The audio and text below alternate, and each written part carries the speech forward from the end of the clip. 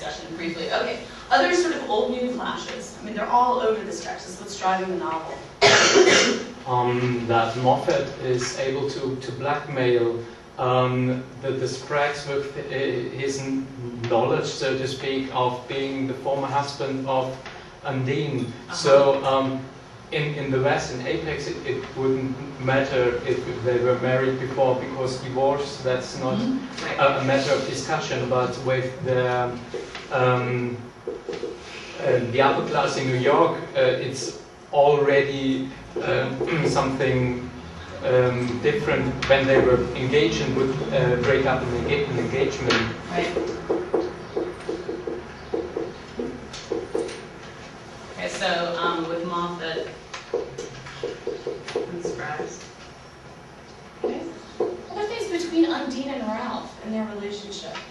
Yes, during the honeymoon, when they're in Italy and Ralph wants to see all the, I don't know, the nice cultivated places and the church and churches, and she wants to, all she wants to do is go to a more fashionable place where she can meet the right people. Right. She wants New York transplanted abroad. She wants to be seen. Right. That's what conspicuous consumption, conspicuous leaders. Like, she needs to travel abroad to show that she's wealthy to all her New York friends. Ralph is very, he's like, I want to go to Europe to appreciate, the architecture, right?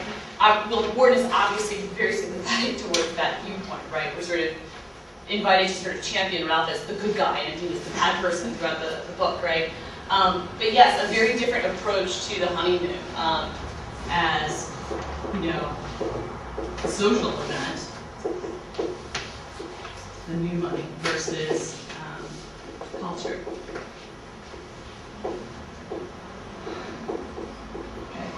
Other key instances that dramatize this? In connection with the previous engagements, I think there's a whole discussion going on about divorces in that society, and I think Undine is pretty surprised about how it is dealt with in the old money realms and, for example, in epics back in the country somehow. Right. And she really tries to focus on that and to use these new ways of manners now, that she doesn't make a mistake. Mm-hmm. The new manners meaning the old money manners. Right. You say new. Right. Okay. Right. Yeah. Right. So For she's sort of, but she's very attentive that way. Like, she sort of learns. We see that when she goes to the opera with Mabel Lipscomb. She learns to see her through old money eyes. It's like, she's being a little too boisterous in her. In her gestures, and she sees her own past through these new eyes that she's gaining. Right, this is part of her, again, of her adaptability. Okay, so divorce, a key difference, will become an even bigger difference as the novel continues.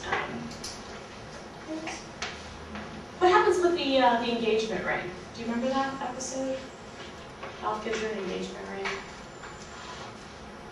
Someone hasn't spoken up today. Someone from that corner over there. The quiet corner. Ella through Sebastian. What if you four has to speak? Doesn't she sell it? No, She doesn't sell it. She's... She does something to it, Ellen. she changes it. Right? She changes it. To make it nicer, or I don't know, something Sort of. newer. Newer. She changes it to make it newer. Yeah. Was it Paris with the jewel? With the jeweler. Okay, so she goes to Paris, and she's very excited to be in Paris, and she's hanging out with these new money people, and they say, oh, you need to go to this jeweler, you need to go to this dressmaker, and she has her engagement ring reset. Okay, and the engagement ring is it's one of these key moments. Another moment will happen with the tapestries. Pay attention to the tapestries as you finish.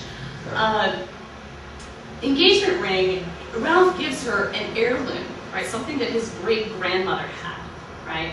As an engagement gift. But, what's Mrs. Spragg's first reaction? I thought he was trying to scrimp on the ring, right? There's this divide of, well, of course he should get her a new object, right? Like, that's where value is conferred. Like, the new money sensibility is like on new things, right? Something that's expensive, right? Rather than the history of the object. Like, because what's important about the heirloom is that it does have this, it's been passed down from generations. That's what contributes to the worth of the object.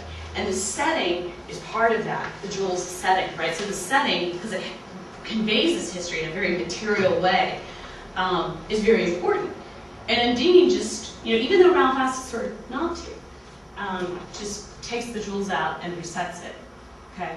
Saying, she can't really understand what his background is, and that's a very important moment. If I were giving you an exam, I might put it on here, but I'm not giving you an exam in this class. It's in chapter 15. Closer, about 2/3 of the way through. And this is where the paragraph begins. For a long time now, feminine nearness had come to mean to him. It's a long paragraph.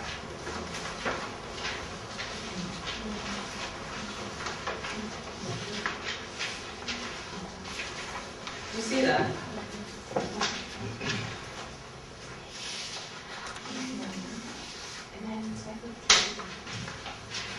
For a long time now, feminine nearness.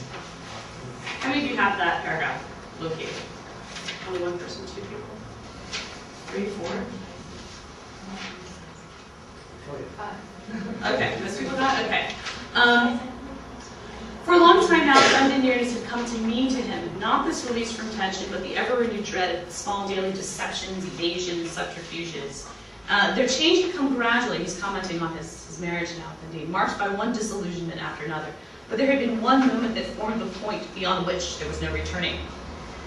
It was the moment, a month or 2 before his boy's birth, when, glancing over a batch of belated Paris bills, he had come on one from the jeweler he had once found in private conference with Undine. The bill was not large, but 2 of its items stood out sharply. Quote, resetting pearl and diamond pendant, resetting sapphire and diamond ring, end quote. The pearl and diamond pendant was his mother's wedding present. The ring was the one he had given Undine on their engagement. That they were both family relics kept unchanged through several generations scarcely mattered to him at the time. He felt only the stab of his wife's deception.